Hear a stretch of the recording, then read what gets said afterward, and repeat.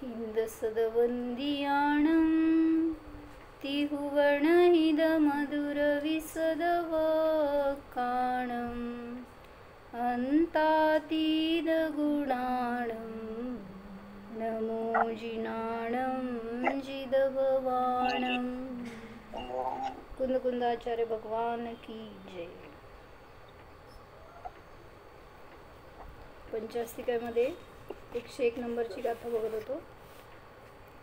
कालद्रव्याचं वर्णन करतायत. नित्य आणि क्षणिक रूपाने कालाचे दोन भेद आहेत. कालोत्यवदेशो सभाव परुवगो हवदिनिचो उपन्नपद्धंसी अवरोधिहंतरढाई। व्हिडिओ ऑन करा काका. येते का? येते. काय सांगितलं? काल असा व्यपदेश स्वभावाचं प्ररूपक, सद्भावाचा प्ररूपक आहे. म्हणजे कालद्रव्य आहे ह्याची सिद्धी करणारा आहे. जो काल नावाचा व्यपदेश केला, काल असं जे नाव टाकलं, संज्ञा टाकली, तर तो एका द्रव्याला दाखवणारा आहे. ते कालद्रव्य. ते कसं आहे? नित्य आहे, म्हणजेच ते निश्चय काळ आहे. आणि जे उत्पन्न प्रध्वंसी होणार आहे ते दुसरं, अपर म्हणजे दुसरं आहे व्यवहार काळ. मग उत्पन्न प्रध्वंसी होणे रूप आहे आणि दुसरं दिहंतर ढाई, दीर्घांतर स्थायी आहे. म्हणजे काय म्हटलं? जे व्यवहार काळ आहे ते एकतर क्षणिक रूप आहे आणि एक दीर्घ काळपर्यंत राहणारं, तरी सुद्धा ते क्षणिक आहे. म्हणजे काही समय रूप आहे म्हणा आणि एक समयांची मालिका रूप आहे. जसं की आवली, पल्य वगैरे जे त्यांनी युनिट्स दिले ते. तर ते कसं आहे? दीर्घ काळ राहणार आहे, पण तरी सुद्धा ते साधी सनिधनच आहे. तर काल त्याचे सगळे आपण भेद बघितले होते. निश्चय काळ कसा आहे? नित्य आहे, म्हणजेच अनादि अनिधन आहे. त्यामध्ये समय आदी कल्पना भेद नाही, त्यामुळे ते अभेद आहे. तिसरं सांगितलं ते द्रव्यरूप आहे. परत की द्रव्य काळ कसा आहे? वर्णादीने रहित आहे, म्हणजे स्पर्श सगंध वर्ण रहित आहे. आणि कसं आहे? अमूर्तिक आहे, अरूपी आहे. असा निश्चय काळ आहे. आणि पर्यायभूत जो आहे तो व्यवहार काळ आहे. तो कसा आहे? साधी सनिधन आहे. भलेही उत्पन्न प्रध्वंसी रूप समय असेल किंवा दीर्घ राहणारा तो काळ असेल, जो पण वर्ष किंवा काय म्हटलं आपण, पल्य, सागर वगैरे हे सगळे काळ आहेत, हे दीर्घ राहणारे आहेत, तरी सुद्धा साधी सनिधन आहेत. व्यवहार काळामध्ये समय, निमिष आदी कल्पना भेद आहेत, त्यामुळं भेदरूप आहे. आणि व्यवहार काळ कसा आहे? तर पर्याय रूप आहे. दिलं का काका? काल भेद दाखवले होते आपण. मग हे सगळे भेद लिहायचे होते. निश्चय काळ आणि व्यवहार काळाचे 3 भेद सांगितले. पहिलं अनादि अनिधन आहे, साधी सनिधन आहे व्यवहार काळ. निश्चय काळामध्ये समय आदी कल्पना भेद नाहीत आणि इकडं भेदरूप आहे. निश्चय काळामध्ये निश्चय काळ हे द्रव्यरूप आहे आणि व्यवहार काळ हे पर्याय रूप आहे. असं त्यांनी 3 भेद करून सांगितले होते. हे समजून काय फायदा? अध्यात्म काय सांगितलं होतं? कालद्रव्य मला मोक्ष देणारं नाही, किंवा काळाने मला सम्यक दर्शन प्राप्त होत नाही, किंवा काळ माझं दुःख दूर करणारा नाही आहे. मग आपण म्हणतो की नाही असं की थोडा वेळ जाऊ द्यायचा. जेव्हा दुःख झालं तेव्हा काय म्हणता? स्थिर राहा आणि थोडा वेळ जाऊ द्या. मग वेळाने तुम्हाला दुःख तुमचं नष्ट केलं का नाही हो? लॉजिक काय समजलं? म्हणतो ना, क्रोध आल्यावर 5 मिनिटं शांत राहावा, मग क्रोध नष्ट होतो ना. 1-2 आकडे म्हणायचं म्हणते आई आमची. म्हणजे काळ गेला तर तुमचा क्रोध नष्ट होतो, तुमचं उदय नष्ट होतात. मग त्या काळाने तुमचं दुःख दूर केलं की नाही? कसं? काळ हे औषध नाही आहे. ॲक्च्युली कोणी जर परिणामातून स्थिर नसेल तर कितीही काळ जाऊ दे तो वैर धारण करूनच असतो. त्यामुळं तुमचं परिवर्तन तुम्ही करणार आहात. परद्रव्य परिणती करवत नाही, म्हणून कालद्रव्यसुद्धा परिणमन करवणारं नाही आहे. परिणमणाऱ्या जीवांना, पुद्गलांना, 6 द्रव्यांना ते फक्त निमित्त रूप असतं, सहाय्यक असतं. तर म्हणून निर्विकार निज आनंदामध्ये सुस्थित चित चमत्कार मात्र भावनेमध्ये रत असणाऱ्या भव्यांना बहिरंग काल लब्धीभूत निश्चय व्यवहार काळाचं निरूपणाच्या मुख्यतेने ही गाथा सांगितली. अशा 2 गाथा सांगितल्या. काय सांगितलं?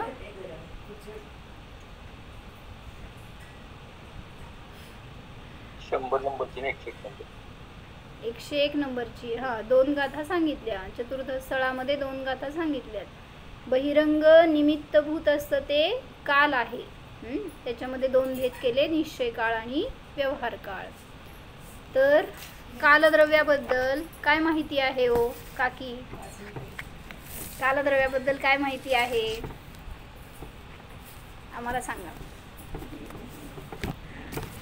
कालद्रव्य कसं असतंय?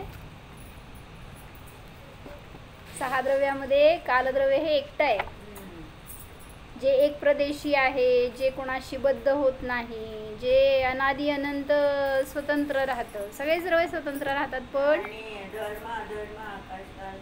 आकाश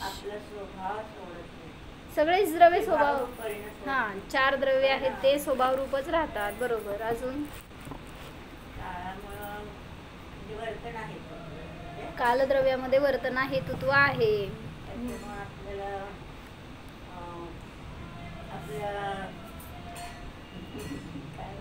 म्हणजे काय सांगायचं, कालद्रव्य काय शिकवतो आपल्याला? काळ नष्ट होणार आहे, समय हे नष्ट होणारे आहेत, त्यामुळं तुमची एक पर्याय दीर्घकाळ राहणारी नाही आहे. म्हणून तुम्ही काय कॉन्फिडन्स आणा की आता या पर्यायात दुःख होतं तर तुम्ही ते दुःख धरून बसू नका. ही पर्याय नष्ट झाली म्हणून आपण म्हणतो ना यह भी बीत जाएगा, म्हणजे ती पर्याय नष्ट होणारी आहे, म्हणजे तुमचं दुःख सुद्धा त्या पर्यायाबरोबर नष्ट होणार आहे. ते उदय बदलणार आहेत. फक्त तुम्ही काय करायला पाहिजे? विषय बदलायला पाहिजे. आपण बरोबर, आपण विषय बनवतो परद्रव्याला, त्यामुळं शुभाशुभ परिणाम होतात. मग स्वभावाला विषय बनवा तर सगळ्या दुःखाचा, सगळ्या संसाराचा, संकटाचा नाश होणार. किती संकट आहे तो? मग संकट संपायचे तर स्वयंपाकघरात किचनमध्ये स्वयंपाक करत बसतो. म्हणून सांगितलं, जरा आपण जर स्वाध्यायामध्ये वेळ घालवला, जर त्याच्यामध्ये आपल्याला तत्व कळालं तर ते स्वयंपाक करताना सुद्धा ते तत्वाचा आनंद राहतो. म्हणून सांगितलं कालद्रव्य चांगलं घेतलं. मोक्षशास्त्र असतं तर वाचा, त्याच्यामध्ये पण ते प्रकरण वाचणार होतो आम्ही आत्ता. तर कालद्रव्य परिवर्तन करवत नाही, पण परिणमणाऱ्या जीव पुद्गलांना ते सहाय्यक असतं, एवढंच सांगितलं.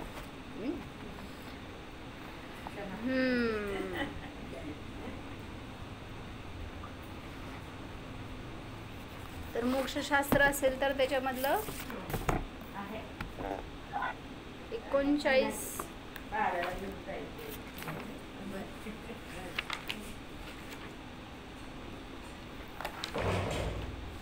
39 नंबरचं सूत्र आहे.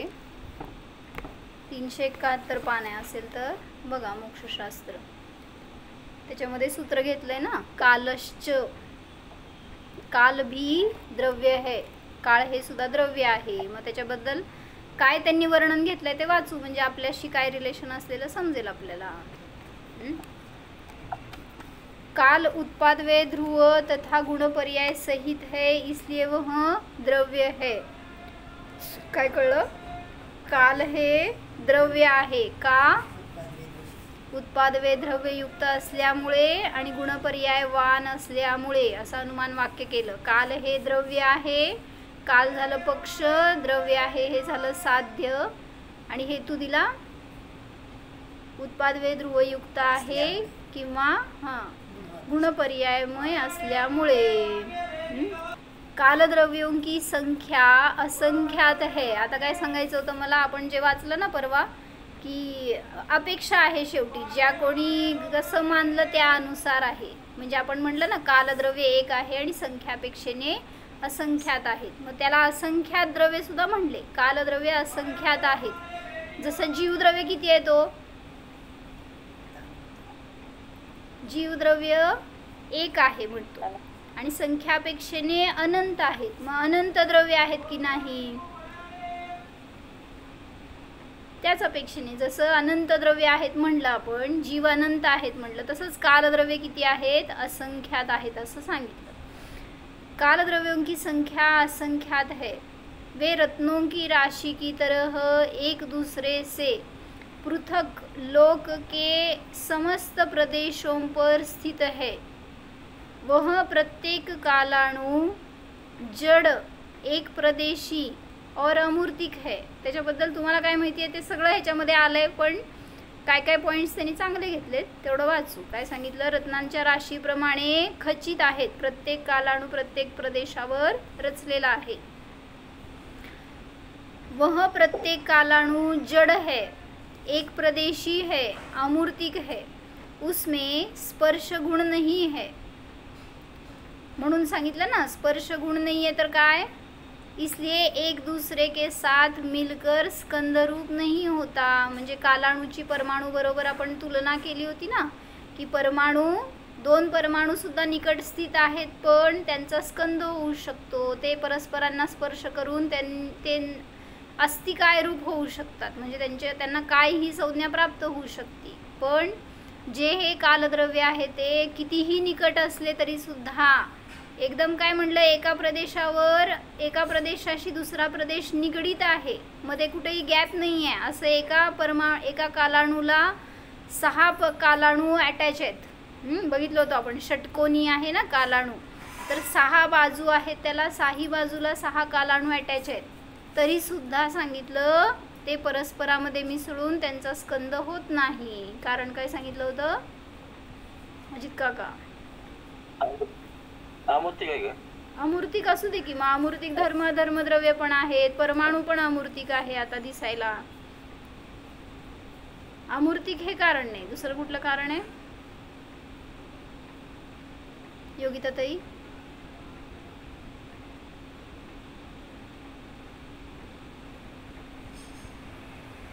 जसं परमाणू जवळजवळ असतील तर त्यांचा स्कंद होऊ शकतो, तसं कालाणू तर अनादि अनंत जवळ स्थिर आहेत. एक पण कालाणूमध्ये असा प्रदेश दूर नाही आहेत, मग त्यांचा स्कंद का नाही होत? स्कंद रूप होण्याची योग्यता नाही हो. काय नाही आहे तेच विचारते, काय नाही आहे? शक्ती नाहीये, व्यक्ती.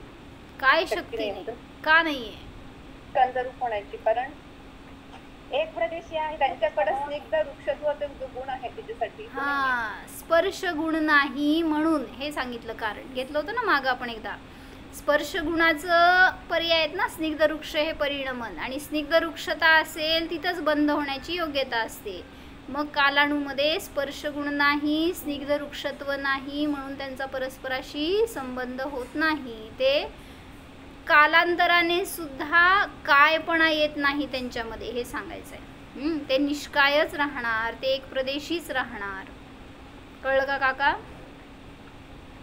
तुम्ही मला दिसा ना हो, मला वर भिंतच दिसायला लागली तुमची.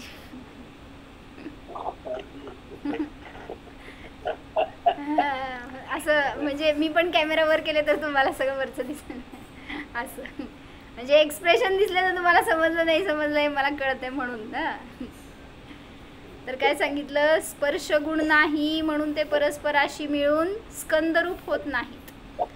काल में मुख्य रूप से, हे चांगलं घेतलं बरं का, कालामध्ये मुख्य रूपाने किंवा गौण रूपाने प्रदेश समूहाची कल्पना होऊ शकत नाही, म्हणून ते अकाय आहे.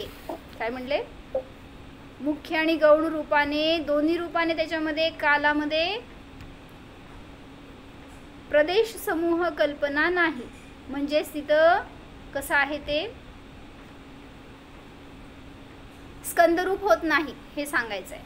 कालाणू जो आहे तो मुख्य रूपाने म्हणा किंवा गौण रूपाने सुद्धा, जसं आपण परमाणूमध्ये लावतो ना शक्ती रूपाने आणि व्यक्ती रूपाने, त्याच्यामध्ये परमाणूमध्ये शक्तिरूपाने योग्यता आहे स्कंद होण्याची, पण आत्ता व्यक्ती नाही आहे, म्हणून तिथं घेतलं की कालाणूमध्ये न शक्तिरूपाने न व्यक्तिरूपाने न मुख्य रूपाने न गौण रूपाने ते प्रदेश समूह होऊ शकत नाही, त्यामुळे तिथं त्याला अकाय म्हटलं. अजून कसं आहे कालाणू, तर निष्क्रिय आहे. का, कशावरून निष्क्रिय आहे? कशातलं वाचतेस आता तू? मोक्षशास्त्र आहे, त्याचं 39 पान आहे असेल मोक्षशास्त्र, तर रामजीबाईंचं मोक्षशास्त्र आहे हे. असेल तर घ्या, चांगलं प्रकरण आहे. जरासं मागचं पुढचं पण वाचायचं आहे मला त्यातलं. म्हणजे एक ग्रॉस आपल्याला आता कालद्रव्याचं वर्णन समजण्यासाठी म्हणून बघितलं ह्याच्यामध्ये, तर चांगलं वाटलं थोडंसं. सगळं आपल्याला माहिती असलेलं आहे, पण जरासं वेगळं घटवलेलं असतं म्हणून वाचायचं सगळ्यातून. परत आपण कधी काढून वाचणार. कालद्रव्य निष्क्रिय आहे. का, कारण ते एका प्रदेशावरून दुसऱ्या प्रदेशावर गमन करत नाही. काय म्हटलं काका? कालद्रव्य हे जसं जीव आणि पुद्गल एका प्रदेशावरून दुसऱ्या प्रदेशावर गमन करतात, तसं कालद्रव्य गमन करत नाही, म्हणून ते निष्क्रिय आहे, कारण त्याच्यामध्ये क्रियावती शक्ती नाही. वर्तना मुख्य काल का लक्षण है और उसी सूत्र में व्यवहार काल का लक्षण परिणाम क्रिया परत्व और अपरत्व कहा है. इस व्यवहार काल के अनंत समय है ऐसा अब आगे के सूत्र में बताते हैं. म्हणजे सांगतायत की व्यवहार काळाचंच हे सूत्र आहे, पूर्वी जे आलेलं 22 नंबरचं सूत्र आहे ना, ते बघू आपण. म्हणजे 343 पानावर आहे मोक्षशास्त्रमध्ये. त्यात त्यांनी सांगितलं की निश्चय काळाचं तर लक्षण एकच आहे, वर्तना, पण व्यवहार काळाचं लक्षण काय आहे? वर्तना हे निश्चय काळ, आणि परिणाम क्रिया परत्व आणि अपरत्व हे काय आहे? तो व्यवहार काळाची लक्षणं आहेत. शास्त्र घेऊन बसायचं होतं अजित काका, तुम्ही रजिस्टर घेऊन बसलाय. शास्त्र आहे काय? मोक्षशास्त्र आहे काय? मोक्षशास्त्र असलं तर घ्या. बरं बरं, तुम्हाला मी लॉक केलंय, सॉरी. पेज नंबर किती? मोक्षशास्त्रमध्ये 343 नंबर पान आहे.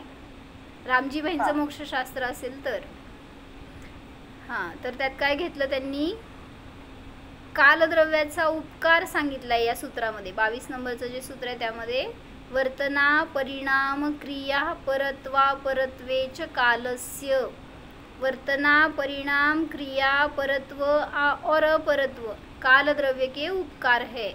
कालद्रव्याचा हा उपकार आहे. जीव पुद्गलावर कालद्रव्य कसं उपकार करतं, तर या रूपाने.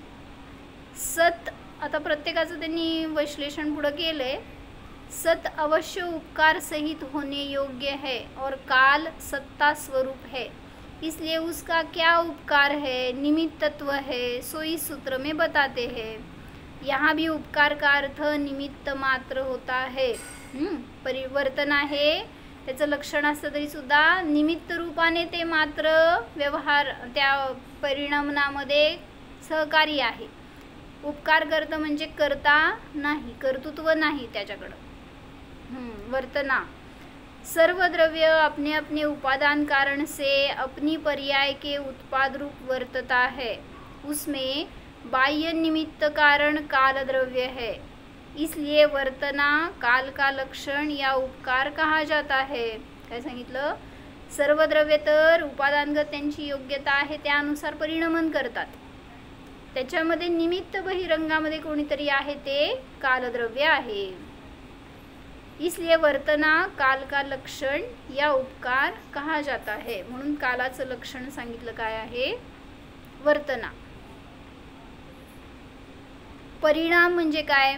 जो द्रव्य अपने स्वभाव को छोड़े बिना पर्याय रूप से पलटे बदले सो परिणाम है. जो द्रव्य स्वभाव को छोड़े बिना पर्याय रूप से परिणमे पलटे उसे परिणाम कहते हैं. म्हणजे परिणमन म्हणायचे थोडक्यात.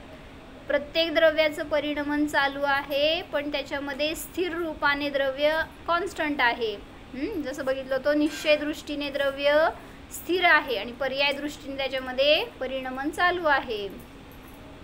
काय नावं दिली त्याला आपण? सूक्ष्म आणि स्थूल ना? नाही नाही नाही, प्रत्येक द्रव्य पर्याय रूपाने परिणमन करते आणि द्रव्य रूपाने स्थिर आहे. याच्यासाठी काय नावं दिली होती? तुम्हीच दिली होती काल.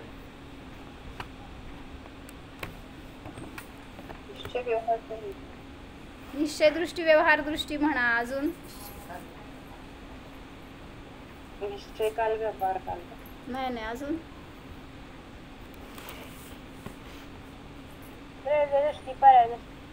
अजून प्रवचनसार 93 गाथा त्याच्या अपेक्षेने सांगा. असमान जाती, असमान जाती. अहो, काल द्रव्यामध्ये कुठं आलं असमान जातीय? हे सगळ्या द्रव्यामध्ये घटणार आहे. प्रत्येक द्रव्य द्रव्य दृष्टीने ध्रुव आहे आणि पर्याय दृष्टीने परिणमनशील आहे.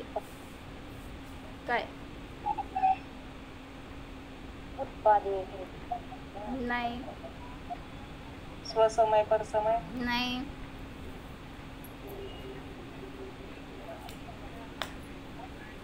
काल सांगितलं होतं दीपाली भाभी तुम्ही, परवा तुम्ही सांगितलं म्हणूनच मला ते आता लक्षात आलं.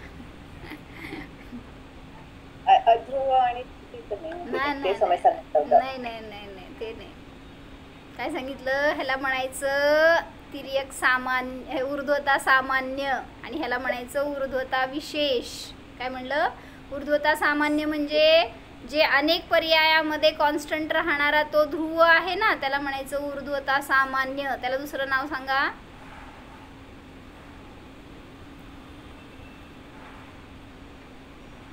विस्तार सामान्य.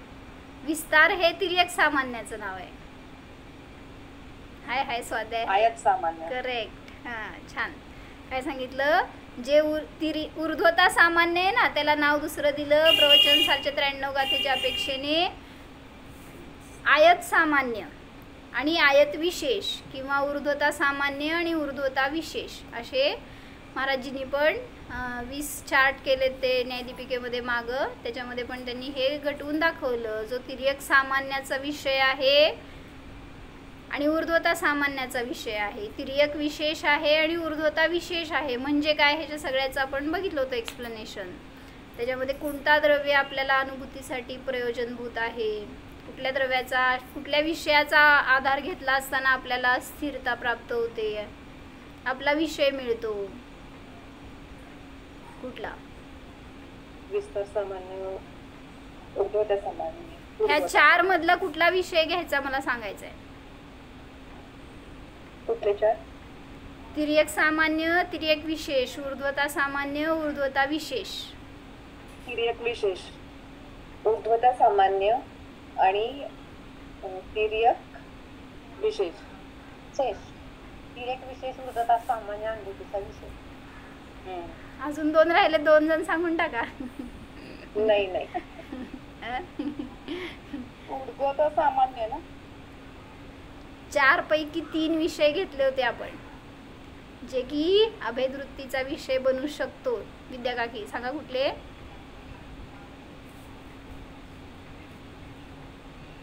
एक फक्त शेवटचा सोडायचा, ऊर्ध्वता विशेष. आता हे 3 कसे आहेत ते मला सांगायचं तुम्हाला. तिर्यक सामान्य, तिर्यक विशेष आणि ऊर्ध्वता सामान्य हे 3ही विषय आपल्याला अभेदवृत्तीचा विषय दाखवतात. बोला. तिर्यकचा अर्थ काय घ्यायचा? तिर्यक म्हणजे जे सामान्य रूपाने सगळ्यामध्ये व्याप्त असतं ते. जसं द्रव्य हे विशेषण घेतलं आपण, द्रव्य हे सत हे जर लक्षण घेतलं तर ते लक्षण सगळ्या द्रव्यांमध्ये जातं. मग त्याला म्हटलं तिर्यक सामान्य, जे सगळ्यामध्ये व्याप्त. तिर्यक म्हणायचं म्हणजे तिर्यकचा स्पष्ट अर्थ होतो आडवं. मग सगळ्या द्रव्यांचे जर भेद केले तर त्याच्यामध्ये हे व्यापून राहतं, म्हणून तिर्यक म्हणलं. तिर्यक सामान्य हे सत हे लक्षण, बरं का. आणि तिर्यक विशेष म्हणजे त्यातल्या एका द्रव्याचं वर्णन केलं तर ते तिर्यक विशेष झालं. ऊर्ध्वता सामान्य म्हणजे अनेक पर्यायांमध्ये जो व्यापून आहे तो द्रव्य सामान्य, त्याला ऊर्ध्वता सामान्य म्हणलं. आणि ती एक एक पर्याय घेतली तर ऊर्ध्वता विशेष म्हणायचं. ओके. हां, बोला विद्या काकी. तिथं तिर्यक सामान्यामध्ये सर्व जीवातून निजतत्व वेगळं काढलं. तिर्यक सामान्यामध्ये जीवराशी आली ना. तिर्यक विशेष मध्ये आलं ते, मग सगळ्या द्रव्यांमधनं माझं द्रव्य काढलं तर. हां. मग आणि ऊर्ध्वता सर्व पर्यायामध्ये सामान्य रूपाने जे चैतन्य तत्व आहे कळलं. ते घेतलं. तिर्यक सामान्य कसं सांगा आम्हाला.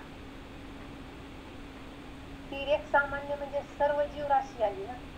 मग सर्व जीवांमध्ये सर्व जीवांना धरलो तर मला मोक्ष मिळायचं नाहीये.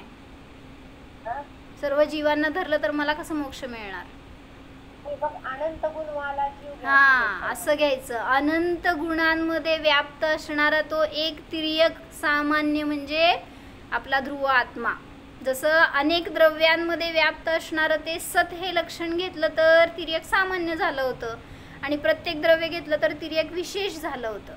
तसं माझे अनंत गुण आहे, त्या अनंत गुणांमध्ये व्याप्त असणारं माझं द्रव्य त्याला म्हणायचं तिर्यक सामान्य. आणि प्रत्येक एक एक गुण घेतलं तर ते तिर्यक विशेष झाले. म्हणजे आता प्रत्येक वेगळ्या उदाहरणामध्ये लागणार आहे बरं का. हे एकाच उदाहरणामध्ये तिन्ही नका लावू, कारण तिर्यक सामान्य म्हणत असताना आपल्याला गुणांमध्ये व्याप्त असणारं ते आपलं द्रव्य घ्यायचं आहे. आणि जेव्हा तिर्यक विशेष म्हणणार त्यावेळेस अनेक द्रव्यांमध्ये आपलं द्रव्य वेगळं काढलं तर ते तिर्यक विशेष झालं. असं काय प्रश्न. महासत्ता अवांतर सत्ता म्हणतो, करेक्ट, तशा टाईपमध्ये. काय म्हटलं तुम्ही. तिर्यक सामान्यामध्ये असं ऐकलं की एक समयाच्या सगळे जे काही जीव वगैरे असं जसं म्हणतात तर ते तिर्यक सामान्यामध्ये आलं. एक समयात घेतल्या. हा, नाना एक समये नाना व्यक्तिगत अन्वय विस्तार सामान्य असं शब्द आला तिथं. एक काले नाना व्यक्तिगत. मग हे अनंत गुण आहेत ते नाना व्यक्ती झाल्या, आणि एका काळामध्ये अनेक गुणांमध्ये व्याप्त असणारं ते सामान्य म्हणजे आपलं द्रव्य झालं. पहिल्यांदा ऐकलं आपण घटवलं. हे अनेक वेळा घेतलं, मी बोर्डवर लिहून काढलेलं दाखवलेलं आहे. म्हणजे आहे कुठेतरी, आता शोधा प्लेलिस्ट. म्हणजे बहुतेक सुरुवातीला 8व्या गाथेच्या रिलेटेड असेल बहुतेक. 9 का 9व्या गाथेत मी घेतलंय का. हो, 9व्या गाथेत का. 48 नंबरचं प्रवचन नंबर 48. अरे वा, अपडेट आहेत एकदम. बर, म्हणजे घेतलंय मी 2-3 वेळा हे प्रकरण घेतलंय, म्हणून आज मी बोर्ड नाही घेतला, आणि ते नव्हतं आता मला विषय डोक्यात. तर म्हणजे म्हणायचं की ते व्याख्या दिली आहे ती प्रवचन 493 गाथेमध्ये दिली आहे त्यांनी. एका काळामध्ये नाना व्यक्तींमध्ये व्याप्त असणारं ते अन्वय त्याला म्हणलं तिर्यक सामान्य. आणि नाना काले एक व्यक्तिगत अन्वय ऊर्ध्वता सामान्य असं केलं. म्हणजे अनेक काळामध्ये एका व्यक्तीत व्याप्त असणारं ते सामान्य त्याला म्हणलं ऊर्ध्वता सामान्य. कशासाठी गेलो आपण त्याच्याकडं. ऊर्ध्वता सामान्य पण विषय होऊ शकतो का, कारण आपण पर्यायातून मग द्रव्य घेतोय. आहेच की, मग तिन्ही सांगितले ना. हे फक्त शेवटचं कट करा. ऊर्ध्वता विशेष हा अनुभूतीचा विषय होऊ शकत नाही, पण हे पहिले तिन्ही आहेत ते वेगळ्या अपेक्षेने आपल्याला प्रयोजनभूत असू शकतात. ऊर्ध्वता विशेष मध्ये आपण घेतलं पर्याय. ऊर्ध्वता विशेष मध्ये पर्याय मात्र घेणार, पर्यायाचं कथन येणार. पण पर्यायामध्ये व्याप्त असणारं ते द्रव्य म्हणलं तर ऊर्ध्वता सामान्य झालं. काय म्हणताय विद्या काकी. काय नाही, काय तर म्हणा की. हा, तर सांगायचं होतं. होय, बरं. परिणाम म्हणजे काय हे सांगत होते मी, की परिणाम म्हणजे पर्याय रूपाने पलटणे. जे द्रव्य आपल्या स्वभावाला न सोडता पर्याय रूपाने पलटतं त्याला म्हटलं परिणाम. मग मला म्हणायचं होतं जे ऊर्ध्वता विशेष आहे ते दाखवतं प्रत्येक पर्यायाचं परिणमन चालू आहे, द्रव्याचं परिणमन चालू आहे पर्याय रूपाने. प्रत्येक पर्याय नष्ट होणारी आहे, पण त्यामध्ये सामान्य रूपाने जे ध्रुवद्रव्य आहे ते कॉन्स्टंट आहे. म्हणूनच म्हटलं गेलं परिणमन झालं. कधी म्हणू शकणार, बौद्ध लोक म्हणू शकत नाहीत असं. का हो, कारण त्यांनी ध्रुवद्रव्य मानलं नाही आहे, एक सत्वस्तू मानली नाही आहे. त्यामुळे त्यांना असं नाही सांगता येणार परिणमन झालं. ते म्हणतात द्रव्य नष्ट झालं, उत्पन्न झालं आणि नष्ट झालं, एवढंच त्यांच्याकडे परिभाषा आहे.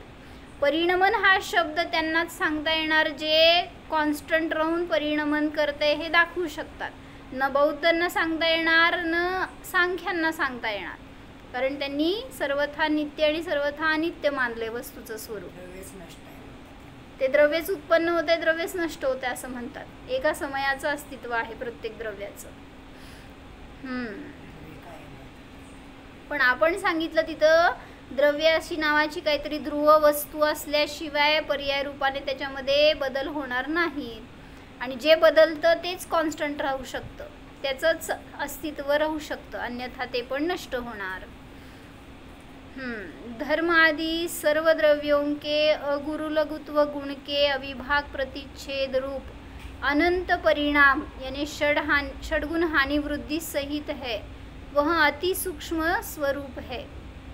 म्हणजे प्रत्येक द्रव्याचं परिणमन सांगायचं आहे त्यांना. परिणाम हे शब्द जो घेतला ना, तर कालद्रव्य प्रत्येक द्रव्याच्या परिणमनामध्ये निमित्त आहे. मग धर्म आदी द्रव्यांमध्ये काय परिणमन चालू आहे ते सांगितलं. गुरु लघु गुण आहे तर त्याच्या निमित्तामध्ये षट स्थानपतित हानिवृद्धी प्रत्येक द्रव्यात चालू आहे. जसं माझं आत्ता तुम्हाला जीवाचं एक पर्याय नष्ट झाली, दुसरी उत्पन्न झाली ही दिसतीये, किंवा मनुष्य पर्याय नष्ट झाली, देव पर्याय उत्पन्न झाली हे दिसतंय, क्रोध पर्याय नष्ट झाली आणि शांत पर्याय उत्पन्न झाली हे दिसतंय. तसं धर्म आदी द्रव्यांमध्ये कसं परिणमन चालू आहे त्यासाठी सांगितलं. त्यामध्ये पण अगुरु लघु गुण आहे. हां, कारण ते अमूर्ती द्रव्य आहेत. मग नाही दिसलं म्हणून त्यात परिणमन झालं नाही असा अर्थ नाही. धर्म आदि सर्व द्रव्यों के अगुरु लघु गुण के अविभाग प्रतिच्छेद रूप अनंत परिणाम है, वह अति सूक्ष्म स्वरूप है. जीव के उपशम आदि 5 भाव रूप परिणाम है और पुद्गल के वर्णाधिक परिणाम है. जीवाचे 5 भाव कुठले अजित काका? तुमचं आवाज लॉक केले मी. 5 भाव माहिती आहेत जीवाचे? 5 भाव: औपशमिक, औदयिक, औपशमिक, क्षायिक, क्षायोपशमिक आणि पारिणामिक असे 5 भाव आहेत. आपल्या अध्यायातलं दुसऱ्या पहिलं सूत्र आहे ना, तत्वार सूत्राच्या दुसऱ्या अध्यायातलं पहिलं सूत्र आहे, त्याच्यामध्ये त्यांनी 5 भावांचं सूत्र सांगितलंय. मग प्रत्येक भाव हे काय आहे? तो द्रव्य का पर्याय आहे? 5 भाव पर्याय. स्वभाव नाही आहे, तो पर्याय आहे. म्हणून तुम्ही स्वतःला म्हणता ना, क्रोध माझा स्वभाव आहे, किंवा त्याचा स्वभावच क्रोध आहे. कोणाचा स्वभाव क्रोध आहे हो? बरं, शांत कोणाचा स्वभाव? निष्क्रोध कोणाचा स्वभाव आहे? म्हणजे पर्यायाकडनं बघत असताना क्रोध स्वभाव म्हणताय, तर पर्याय एक समयवरती त्याचा स्वभाव म्हणा चालतंय, एक समयात नष्ट होणार आहे तो. त्यामुळं स्वभाव कायम राहणारा असा तो क्रोध स्वभाव कधीच नसतो, कारण क्रोधाला द्रव्यत्व नाही आहे. क्रोध नावाचं कुठलं द्रव्य नाही आहे, क्रोध नावाची वस्तू नाही आहे, क्रोध नावाचा गुण नाही आहे. म्हणून तुमच्यामध्ये जरी क्रोध उत्पन्न झाला तरी समजून घ्या नष्ट होणारा आहे. ते म्हणजे माझं स्वरूप नाही आहे. शोक झाला आपल्याला कुठल्या गोष्टीचा, तर त्या शोकामध्ये अनेक काळ घालवतात लोक आणि त्याच्या निमित्तात डिप्रेशनमध्ये जातात. का हो? काय चुकलं त्यांचं? दुसऱ्याची चूक लगेच सांगणार तुम्ही मला.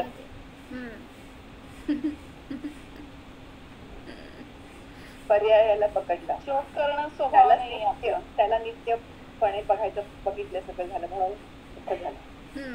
पर्यायी बदलणारी आहे, इथं त्याला नित्यासारखं बघितलं तो दोष. बरोबर. काय म्हणते राणी ताई? जीवाचं स्वभाव नाहीये, ते विभाव परिणमन आहे. बर. हा ना, पण मला काय मी काय विचारलं त्यांना, डिप्रेशन का आलं? समजा पतीचा वियोग झाला, पत्नीचा वियोग झाला, डिप्रेशन काय येतं? क्षणिक पर्यायाला शाश्वत मानत होतो. हा, म्हणजे एका विचाराला आपण अनेक पर्यायांमध्ये वाहत नेलं एका विषयाला, तर त्या विषयाच्या निमित्तात आत्ता त्रास झाला होता तुम्हाला. मग तीच पर्याय जर तुम्ही तोच विषय जर कॉन्स्टंट ठेवला तर डिप्रेशनमध्ये जाणार. म्हणून सांगतायत की उलट हे जे फिनॉमिनन आहे ना, तुम्ही एका विषयाला धरून बसलाय आणि त्याचा शोक करत बसताय अनेक पर्यायांमध्ये, तर त्याचा त्रास होतो. उलट सांगितलं भक्तीची पर्याय घ्या ना. भक्तीच्या पर्यायात विषय काय हो तुमचा? भगवंतांचा विषय आहे अरिहंत किंवा माझा स्वतःचा ध्रुव आत्मा आहे. जर त्या विषयाला आपण अनेक पर्यायांमध्ये ठेवलं तर त्याला भक्ती म्हणलं. म्हणजे शोक पण अनेक काळापर्यंत तुम्ही नेऊ शकता आणि भक्तीसुद्धा अनेक समयांपर्यंत होऊ शकते. आनंद कशात येणार आहे, कशातून आपल्याला आपला विषय मिळणार आहे हे आपल्याला निर्णय करायचा आहे. म्हणून जेव्हा तत्व समजणार ना, असं एक एक गोष्टी सुटायला पाहिजेत आपल्याला. काही झालं ना जीवनामध्ये तरीसुद्धा आता झालं असं, हाताला त्रास झाला, मग किती समयाची ती पर्याय होती. आपण काय केलं, समजा त्रास होतोय जर धरून बसला असं काय होणार, अनेक पर्यायांपर्यंत ते दुःख भोगत राहावं लागणार. आणि झालंय ठीक आहे, स्वीकार, असं झालंय ना, प्रसन्नता मी नाही सोडणार, माझा आनंद गुण माझ्यामध्ये आहे ना, ह्याचं परिणमन स्वतंत्र आहे. कालद्रव्य करते त्याचं परिणमन, मी का करवायचं, मी माझं परिणमन का नाही करवायचं, मग त्याच्या निमित्तात मी माझं दुःखरूप परिणमन का करायचं. असं आपण जर असं चिंतनाला विषय घेतला तर हे सगळं तत्व समजून फायदा होतो. म्हणून पाची द्रव्य स्वभावरूप परिणमन करत आहेत, मी एकटाच विभाव परिणमन करायला लागलोय असं आपल्याला, म्हणजे मला त्याचा हे आला पाहिजे की निर्णय व्हायला पाहिजे की मी स्वभाव रूपच परिणमन करणार आहे, विभाव करणं माझा स्वभाव नाहीये. 4 द्रव्य स्वभाव रूप राहतात आणि जीव आणि पुद्गल हे 2. तर एक परमाणू पण स्वभाव रूपच परिणमन करतो. मग त्यांनीच तर गोंधळ केला, म्हणून तर स्कंद झाला, म्हणून तर येऊन ते कर्म आमच्या जवळ येऊन चिकटलेत. जर ते झाले नसते, तुम्हाला काय करायचंय करा म्हणले असते तर जीवाला क्रोध सुद्धा करता आला नसता. माहितीये का तुम्हाला, म्हणजे स्कंद झाला नसता. ते सगळे स्कंद म्हणजे तुमचं शरीर झालंय, जीव असा मुक्त असता. माहितीये का, जर पुद्गल सुद्धा स्वभाव रूप राहिलं असतं तर मग काय संसार नव्हता, मोक्ष नव्हता, जीवांचे हे पर्याय नव्हते परिणमन. म्हणून सांगितलं सगळं काय म्हणायचं, जिनवाणी आहे ना एकदम बेस्ट, काय म्हणायचं असं घडली गेली आहे. हो शब्द येईनच माझ्या तोंडात. म्हणजे असं ते स्वरूप जे काय नाही मला म्हणायचंय प्रत्येक द्रव्याचं स्वरूप कसं व्यवस्थित घडलं गेलंय आणि ते सगळं सांगितलंय जिनवाणीमध्ये. त्यामुळं तुम्ही करा ना विभाव, लगेच येऊन ते बांधले जाणार आहेत कर्म, आणि ते तुम्हाला ठेवणार संसारामध्ये. मग तुम्ही किती पुरुषार्थ करा, जोपर्यंत त्यांचा वियोग होणार नाही तोपर्यंत बसा म्हणतात माझ्याजवळच ते पुद्गल कर्म. तर म्हणून सांगितलं आपलं परिणमन. जिनवाणी महान आहे, अंजली पुढचे पिणे योग्य अमृत है. बरोबर. तर त्याच्यातून हे 5 भाव सांगत होते मी, त्यातला जो पारिणामिक भाव आहे तोच आपल्यासाठी प्रयोजनभूत आहे. तो द्रव्यरूप आहे आणि बाकीचे 4 भाव पर्याय रूप आहेत. मग जो द्रव्यरूप त्रिकाली ध्रुव आहे त्याला जर आपण विषय करून जाणलं तर आपल्याला सुद्धा पर्यायामध्ये शांती समाधानाची प्राप्ती सहज होते. पारिणामिक भाव हा स्वभाव आहे. म्हणून सांगितलं त्यांनी, जीव के उपशम आदि 5 भाव रूप परिणाम है और पुद्गल के वर्णाधिक परिणाम है तथा घटाधिक अनेक रूप परिणाम है. हे सगळे पुद्गलाचे परिणाम आहेत. द्रव्य की पर्याय परिणति को परिणाम कहते हैं. म्हणजे प्रत्येक द्रव्याचं जे काही पर्याय उत्पन्न झाली त्याला पर्याय असं, परिणती असं म्हणतात. परिणाम शब्द जो आलाय ना सूत्रामध्ये, तर त्या परिणामचा अर्थ सांगितला. मग प्रत्येक द्रव्याचं परिणमन होत असताना कालद्रव्य निमित्त मात्र आहे. म्हणून माझं सुद्धा जे परिणमन होतंय ते आहे तर माझ्या अधीन, पण तिथं निमित्त बहिरंगामध्ये कालद्रव्य उपस्थित आहे. म्हणून आपलं परिणमन कसं करायचं हे आपल्यावर आहे. जेवढी आपण आकुलता करणार, अशुभ भाव करणार, संक्लेश करणार, तेच पर्याय पुन्हा उत्पन्न होत जाणार. जर त्यामध्ये सुद्धा मी प्रसन्न आहे, ज्ञात आहे हे जाणलं तर आपल्याला सुद्धा सुख सहज प्राप्त होणार. हो जाणा.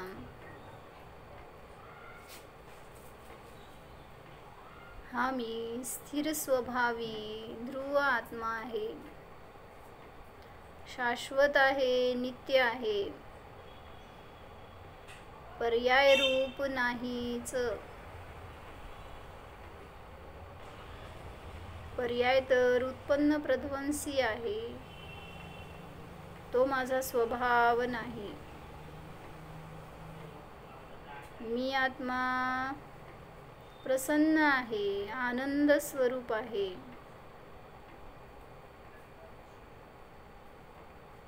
अविचल स्वरूप आहे.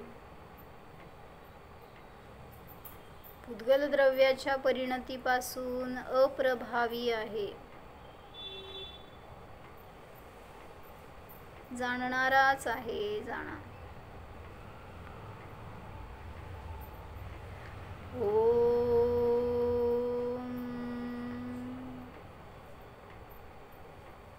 विसर्जन.